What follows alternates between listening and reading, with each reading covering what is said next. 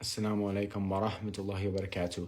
I want to quickly talk about something I thought about earlier, and it was how guys and girls can't be friends in Islam, and how you're not supposed to free mix and, like blah, blah, blah. And it's for a very good reason. A lot of Muslims like to complain about this and think that it's weird, and a lot of non-Muslims as well like to think that, like, what the heck, you can't be friends with girls, guys and girls can't be friends. What are you talking about? This is dumb. This is impossible. And I want you to really think deeply. Whenever have a guy and a girl been able to be friends and it wasn't romantically charged by either party? Never. And I'll explain how. Guys and girls can be acquaintances. You can be work, like friends, not work friends, but you can work at the same place by coincidence. You can go to the same school.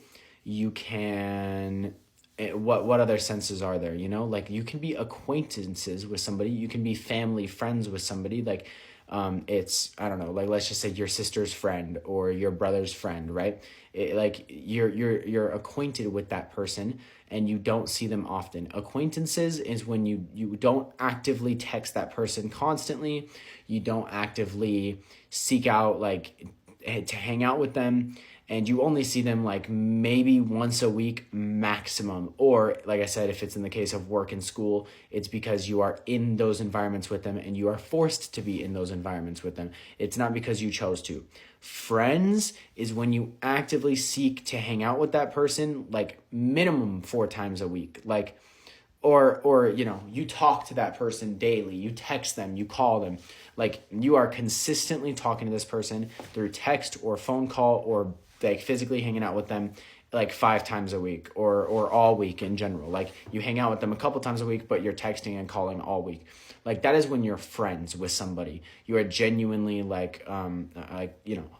friends with them. The difference between the two is very vast. There are girls who I am acquainted with. I go to work with them, or I know them through a family friend or whatever, right?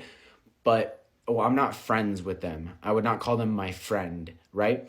The difference is, if you are going to be friends with a girl and you're actively seeking out, like, if you and a girl are actively hanging out 5 times a week, or actively texting each other constantly, calling each other, seeking to hang out with each other, like, consistently, you know that it's romantically charged between one of the parties, and that's guaranteed every single time. And people that say that it's not are wrong. I'm sorry, you're wrong. It's been studied. We know this is true. Guys and girls cannot be friends without any romantic charge between either parties. It's not possible. Either the guy will have a crush. That's more common. The guy will have a crush, or the guy had a crush at one point, or the girl has a crush. Either way, it's romantically charged in some sense. But yeah, I mean, it's a clear-cut reason. Guys and girls can't be friends. We know that Islamically, guys and girls cannot be friends. Scientifically, guys and girls cannot be friends. Right? We went over the reasons why.